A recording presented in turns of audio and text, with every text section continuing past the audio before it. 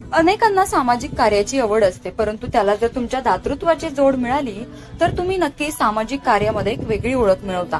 तसंच कार्य करत बारामतीतील 2 पर्यावरणप्रेमी मित्रांनी माळरानावर 5000 झाडे लावत हिरवागार परिसर तयार केला। त्यामुळे त्यांच्या या कार्याची सर्वत्र कौतुक होत आहे। तर हे हरितवन कशा प्रकारे तयार केलं, तर यामागचा उद्देश काय आहे हे आपण त्यांच्याकडूनच जाणून घेणार आहोत। नमस्कार, मी समीर बनकर। कार्य हीच ओळख फाउंडेशनच्या संकल्पनेतून मुंडवडी कडेपठार गावच्या माळरानावरती 5000 देशी वृक्षांचं झाडांचं घर साकारण्यात आलं आहे। 14 जुलै 2021 रोजी या वृक्षारोपणाच्या कार्याला फाउंडेशनच्या माध्यमातून सुरुवात करण्यात आली। या कार्यासाठी ग्रामपंचायत मुंडवडी कडेपठार यांच्या माध्यमातून जागा उपलब्ध करून दिली। त्याचबरोबर सुरुवातीला वृक्षारोपणासाठी ग्रामपंचायतीच्या माध्यमातून 300 झाडांचं वृक्षारोपण करण्यासाठी सहकार्य मिळालं। या वृक्षारोपणाला सुरुवात केल्यानंतर पहिल्या टप्प्यात आम्ही 500 देशी झाडांचं वृक्षारोपण केलं। वृक्षारोपणाच्या सुरुवातीच्या काळात या परिसरात आपण विविध ठिकाणचा सर्वे केला होता। तर त्यावेळेच्या सर्वेमध्ये आणि आत्ताच्या सर्वेमध्ये खूप मोठ्या प्रमाणात बदल झालेला आहे। सुरुवातीला आपण या ठिकाणी सर्वे केला होता त्यावेळी आपल्याला या परिसरात फक्त 1 वारुळ आढळून आलं होतं। आता सध्या या परिसरात 34 वारुळांची संख्या झाली आहे। त्याचबरोबर विविध पक्ष्यांची मोठमोठी घरटी या परिसरात आहेत। त्याचबरोबर चिंकारा जातीच्या हरणाचा देखील या ठिकाणी मोठ्या प्रमाणात वावर आढळून आलेला आहे।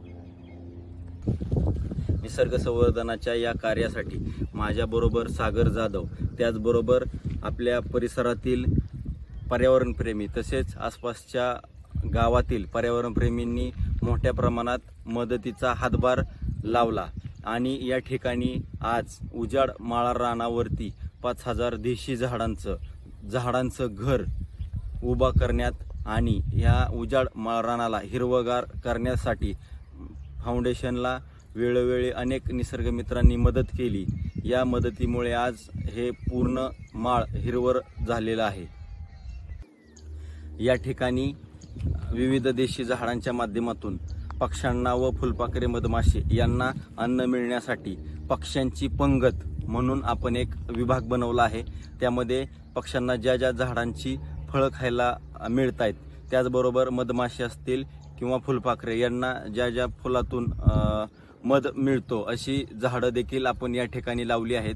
तर त्या झाडां लावलेल्या परिसराला पक्ष्यांची पंगत असं नाव दिलेलं आहे।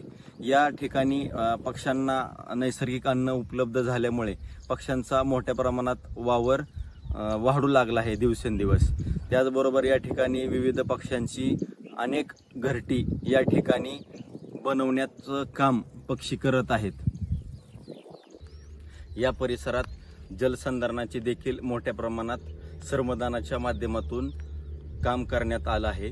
या ठिकाणी जवळपास 1000हून अधिक समतल चर, त्याचबरोबर ज्या ज्या ठिकाणी वरून पावसाचे पाणी वाहून येतो वरच्या भागावरून, तर त्या ठिकाणचं पाणी त्या जागेवरती आडण्यासाठी माती नाले जे बांध आहेत ते छोटे छोटे बांध टाकून भरावा टाकून ते पाणी अडवण्याचं काम केलं आहे। यामध्ये बारामती कॉलेज ऑफ फार्मसी बरामपूर यांचं मोलाचं सहकार्य मिळालं आहे। त्याचबरोबर इतर बारामती असतील, मुंडवडी कडेपठारामधील ग्रामस्थ असतील यांचं देखील श्रमदानाच्या माध्यमातून या भागात पावसाचे पाणी मुरवण्यासाठी मोलाची श्रमदानाच्या माध्यमातून मदत मिळाली आहे। या परिसरात 21 साली ज्यावेळेस आपण श्रमदानाला सुरुवात केली वृक्षारोपणाबरोबर, त्यावेळेसची पाणी पातळी आणि आत्ताच्या पाणी पातळीत मोठ्या प्रमाणात बदल झालेला आहे।